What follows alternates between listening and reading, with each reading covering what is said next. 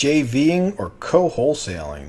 I'm pretty sure we invented this idea in Baltimore. I could be wrong, and it wasn't me by any means. This is something that a lot of the local coaches that were teaching people with no money or any cash or any credit, they were teaching them how to make some dollars and get started in real estate. And a lot of people are able to make like some, what I'd say decent money, not like life-changing money, but 30, 40K a year and never do any marketing themselves. And what JVing and co-wholesaling is it's when you take and you take someone else's deal that maybe they're marketing on one of these sources like Facebook group or like a meetup, and then you try to sell it to someone on your buyers list. So you might call up your buyer and say, hey, you see a deal out there, and you talk to that wholesaler and ask them, hey, would you be willing to JV with me? And if they say yes, then you can just discuss terms. How much do you want to split? Pretty standardly, you'll get 50% of the money if you bring the buyer. You could go down to as low as 25 to 30%, just depending on how good the deal is and how savvy the investor is that you're co-wholesaling with. But if you're able to take and sell that deal to one, and connect a wholesaler with a buyer, and then keep the middle ground between so they don't steal your buyer, and you can make $3,000 or $4,000 or even $2,000. I've seen people JV and make $500. That's the highest level, I think, of making something happen with nothing.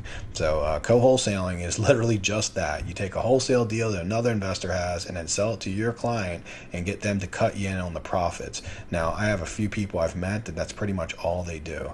And now I've not met anybody personally who is making hundreds of thousands of dollars a year doing it, because the thing about co-wholesaling is that often the deals aren't that great anyhow, and then you take and try to put your fee on top and it makes the deal not really work anymore. So you can do it. It's something you should be open to. If someone has a really good deal and you just want to match two people up, that happens very often, and that's what co-wholesaling is. It's just squeezing some dollars from another opportunity of connecting a wholesaler that wants to sell a property and maybe struggling to maybe one of your buyers who's looking specifically for that type of property.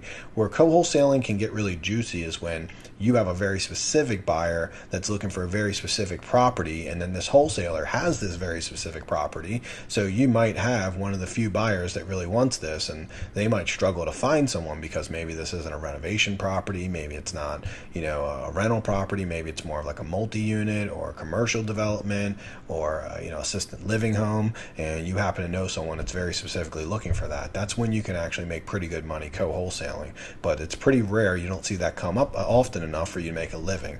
Now, I don't ever not co-wholesale something. I currently will co-wholesale some of my deals. If I can't get them moved fast enough or I don't have a lot of time, I'll let the co-wholesalers put it out there and get them to assist me in selling my deals. And know that when you're new, if you don't have a buyer's list, joining up with co-wholesalers who have a strong buyer's list is actually pretty smart. So when you say you don't have a buyer's list, if you get a good deal, all you have to do is find the people who are out there co-wholesaling, which there's always a bunch in every city, and ask them if they'd be willing to market your deal for part of the profit. The answer is most of the time they will absolutely do it, and it's a great win-win. They're happy to work with you, and you're happy to work with them until you build your buyer's list.